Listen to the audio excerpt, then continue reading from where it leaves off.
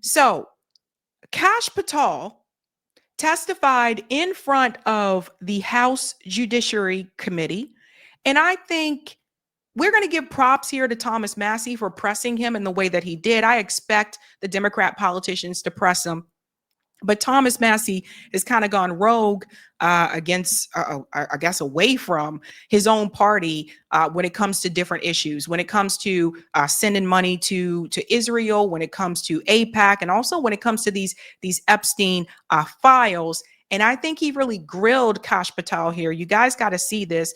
In my opinion, based on what I've seen from this testimony from Kash Patel, I think it is very clear this guy is lying through his teeth. And I think he really wants us to believe that Jeffrey Epstein didn't traffic anybody. Like, I really do believe this. That's why I say, like, are they insane? I think he believes that people will buy this. So let's go ahead and get into it. Thomas Massie, on the mic. Documents I'd like to introduce into the record. The first one is Jeffrey Epstein's sick story played out for years in plain sight. And Acosta is quoted in here saying, "I was told Epstein belonged to intelligence and to leave it alone." The second document is entitled, "What Epstein's Bodyguard Warned About His CIA Connections." The third document is from Fox Digital. It's titled, "Epstein's Private Calendar Reveals Planned Meetings with Obama Admin Official CIA Chief."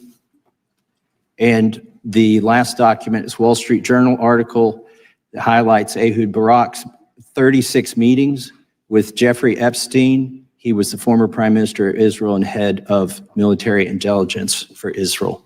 It may have held that title when he met Epstein, and then, yes. Without objection, the gentleman will hold for a second. The gentleman from Maryland is recognized. Thank you, Mr. Chairman. Just one UC request. This is Judge Engelmeyer's decision from August in U.S. versus Epstein, stating the government's 100,000 pages of Epstein files dwarfs the 70-odd pages of Epstein grand jury materials.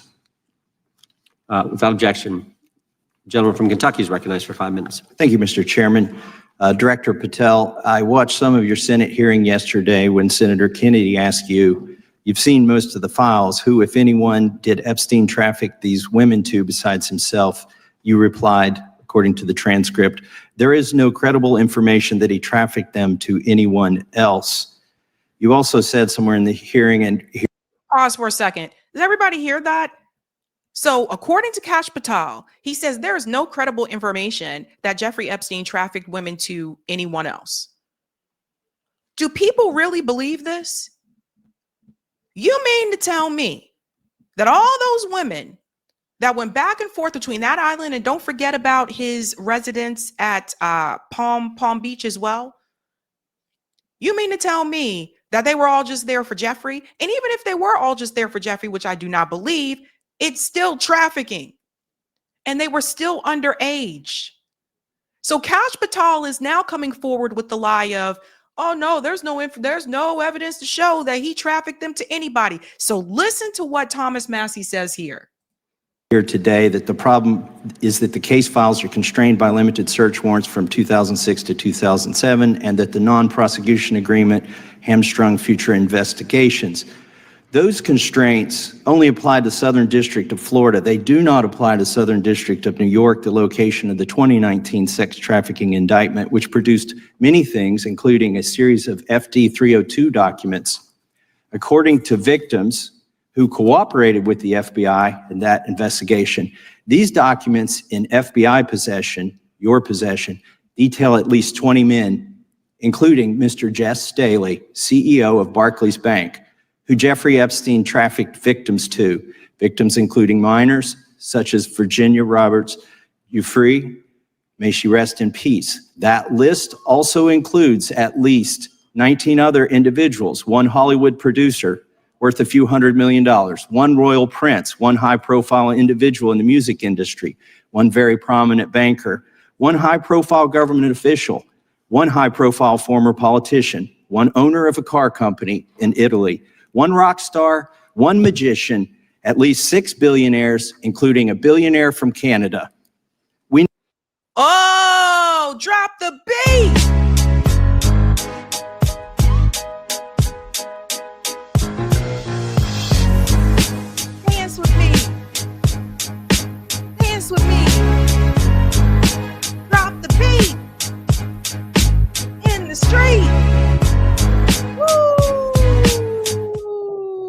I usually don't drop the beat this early in the stream, but you know, we had to really do it.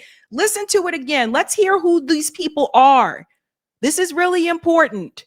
Worth a few $100 million. One royal prince, one high-profile individual in the music industry, one very prominent banker, one high-profile government official, one high-profile former politician, one owner of a car company in Italy, one rock star, one magician, at least 6 billionaires, including a billionaire from Canada. Okay, if I were to make a guess, I would probably assume the magician is probably David Copperfield. And I say this because he has been mentioned multiple times in articles by Whitney Webb. He has been on Jeffrey Epstein's jet on that island multiple times. He said magician. It's not like we know a lot of magicians out there. So if I were to assume, I would say probably David Copperfield. He said 6 billionaires. Does everybody see why you are not getting the list? Does everybody understand now why they don't want to release the names? 6 billionaires. And I'm pretty sure those 6 billionaires probably donate to political campaigns. Wouldn't be surprised if those billionaires donate to both political parties. And then people would have to account for, oh my God, you took money from that guy? You know, it's a whole process to this thing. He said a Hollywood producer. Doesn't surprise me. Are you surprised? Put it all together, folks. One former politician. There may be others. All of these people are crooked. All of these people are corrupt, and they all roll in the same circles. And that's why you are not getting that list. That's why Trump said nothing to see here. Pam Bondi said, whoopsie, had files on my desk, but now they're gone. Kash Patel said, there's nothing there in those files. This is a cover up, and it's been one since day one. They're not going to leak the names of the 6 billionaires for sure. Hell to the no. I wonder who the rock star is. Could be someone you like. You never know. So you got a rock star, a magician, a Hollywood producer, 6 billionaires on an island. What could go wrong? Kudos to Thomas Massie for saying that. Because like I said, he ain't really had to do all that, but he is doing it. And against the wishes of most of the politicians in his political party. And he's doing it. Oh my God. If I was Kash Patel, I would be really embarrassed, but he's not. You know these people exist in the FBI files, the files that you control. I don't know exactly who they are, but the FBI does. Have you launched any investigations into any of these people? And have you seen these 302 documents? Sir, I have asked my FBI agents to review the entirety of the Epstein files and bring forth any credible information. And we're working with Congress not only to divulge that information and produce it to you, but any investigations that arise from any credible investigation will be brought. There have been no new materials brought to me launching a new indictment. So is the loophole here, or is it your assertion that these victims aren't credible, that the 302s maybe didn't produce credible statements that rise to a probable cause? It's not my assertion, sir. It's the assertion of 2 different United States attorneys' offices from 3 separate administrations who investigated those same materials in lifetime.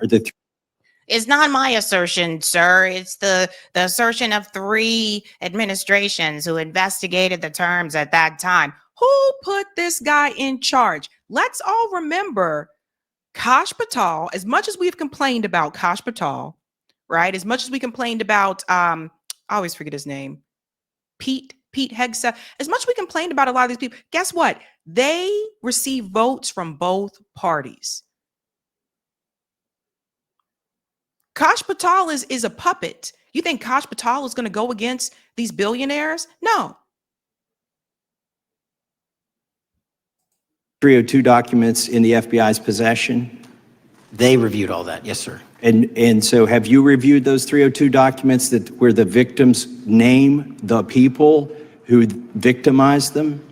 If I personally know, but the FBI has. So how can you sit here and in front of the Senate and say there are no names? I said, I named one today. I said, we are not in the practice at the Department of Justice FBI of releasing victims' names. That is not what we do. We are also not in the habit of releasing incredible information. That's not what we do. But multiple authorities have looked at the entirety of what we have. Okay, I got to move. Man, bye.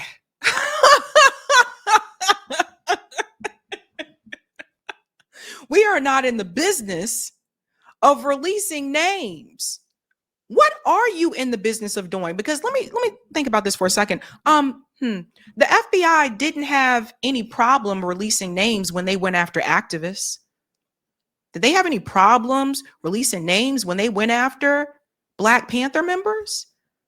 When they took out Fred Hampton, they didn't have any problem releasing names. Because you see, when it comes to them trying to fight against the everyday average Joe Schmo, they have no problem telling people their names. You just don't want to release names when it's attached to wealth, when it's attached to people who are corrupt, elite, people who are making political decisions. That's when you don't want to release the names. So what is your purpose, Kash? What is the purpose of the FBI? You can't release the names. He just told you who some of them are. You can't release, I mean, you could put two and two together if he said one prince, which I would assume is the Saudi prince, if I had to make a guess. I don't think it's just Prince Andrew. Let's start talking some real talk. But they're not in the business of that. What exactly is the business of the FBI? Yvonne here. Were you present when the AG had the White House event when she released the binders to the social media influencers? I was, yes. So if you're willing to meet with social media influencers who stood to benefit from the sensational and sad stories of these victims, will you meet with the victims as well? The FBI will meet with anyone who has new information. Will you personally meet with them? Hold on. Did you hear what he just said? I want you to catch what he just said here. This part's important. Listen to what Kash Patel says. Stories of these victims. Will you meet with the victims as well? The FBI will meet with anyone who has new information. Will you personally? Will meet with anyone that has new information. The key word there is new. So if any of the victims want to come forward, but let's say they already gave their story to the press, but they want to go speak to the FBI, if it's not new information, you see that? So pay attention to the vocabulary that's being used. If it's not new information, it sounds like to me, they're not really trying to talk to you. He continues to press him though. Let's go back a little bit here. Will meet with anyone who has new information. Will you personally meet with them? The FBI and the professionals who are handling the cases will. Were you instructed? That's a no. Like the FBI investigators who are handling the cases will. So that's a no. He will not. What the hell is Kash Patel doing in that position? What is he doing? What is he being paid to do? Why are we paying Kash to do nothing? Ask that question, guys. I don't know. Seems like to me, Kash Patel is just sitting in a seat. He's just a puppet. He ain't making no decisions. He's just doing what his handlers tell him to do. As well. Were you instructed that it was important to release the documents to the Oversight Committee on the day of my introduction of the discharge petition to release these files? I don't know what day that was, so no. Well, they were released that day, and there were victims' names who weren't redacted because they were in such a rush, and the victims are not happy about that. Have you investigated any of the CIA connections? Have you seen the CIA file on Jeffrey Epstein? And if you wanted to see it, would they show it to you? Well, I can speak for the FBI, and that's presuming there's a CIA case file. And I've reviewed everything that the interagency, not I, the FBI, that was provided to us. Would you? would you be willing to look at the CIA file on Jeffrey Epstein? If there is such a file, and if it has not already been turned over to the FBI will look at any new investigative leads. Pause here. You see the look that he's giving the camera here? This guy is lying through his teeth. So here's the thing. Here's the catch. He said, if there is a CIA file, that gives room for doubt. You see, the words that people use, especially these political puppets, the words that they use actually do matter. There's a difference between saying, just answering his question straightforward and saying, yes, I'll be willing to look at the files, and saying, if a CIA file exists, then I will look at it. When you say if it exists, it leaves room for doubt. When you leave room for doubt, people have the option and the opportunity to basically say, oh, it probably doesn't even exist. It's probably not even real. It's probably not even a thing. Look at him. He's looking right into the camera. You know, I don't understand how this guy sleeps at night. Have you made any progress on the pipe bomb investigation January 6th? And have you made any progress on the motive of the Las Vegas shooter? As to the first, it's an ongoing investigation, and we have made progress. As to the second, sir, I'll have to get back to you. Yeah, man. Look at here, fam. Kash Patel ain't doing his job. That's really what this comes down to. He is not doing his job. Check this out. He was confronted. A random woman chased down Kash Patel, yelling at him and calling him cuck for Israel. Watch this. Patel, the American people want to know, how does it feel to be a cuck for Israel? Answer the question. We're seeing and hearing what the FBI is doing on a daily basis. You're claiming to serve the American people. You're serving Israel. Does it feel to be Israel's bitch? You don't care about kids getting raped. The American people want to know. He's a patriot. Patriot? He's a patriot. Rape kids? Is patriotism to you? Thank you for your service, sir. Raping kids? You're an idiot. I'm an idiot? Really? Yes, you are. I didn't say anything. He says, I didn't say anything. So do you see this? For all the people over the years that said we have to protect the children, all of a sudden just go back to sleep because Donald Trump says, oh, there's nothing to see there. Pam Bondi says there's nothing to see there. And all these people just go back to sleep. Let me tell you what's really going on, folks. Check this out. Did you know that this happened? Shout out to James Lee here. This is a list of the 250 United States legislators who took part in 50 states One Israel conference to sell out America in exchange for foreign cash. Shame. You guys see this?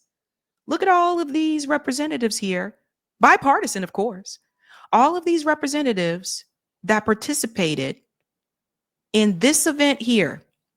Does anyone else find this weird? This is an image of the 250 U.S. state legislators currently in Israel. Look. So let me break it down for you, make it very clear, okay? It's not just about the fact that there's billionaires involved in those files. It's not just about the fact that there's former politicians and probably some current politicians, to be honest with you. We want to keep it real. Screw the magician who isn't even a magician anymore, basically. It's not even just about that. It's about the fact that Epstein was a Mossad agent, that Epstein was working with Israel. So if they really get into the thick of the Epstein files and reveal what we all should know and should see, that would also implicate Israel. And then, I don't know. I mean, they're already trying to excuse Israel for the genocide. It'd be kind of hard to excuse them for the genocide and for trafficking kids. That's a lot going on, right? So put two and two together. And also, don't be surprised if there are Israeli politicians that could be named in those Epstein files. This is really what's going on. This is what it's all about. Now, the United States has other countries that are also an ally.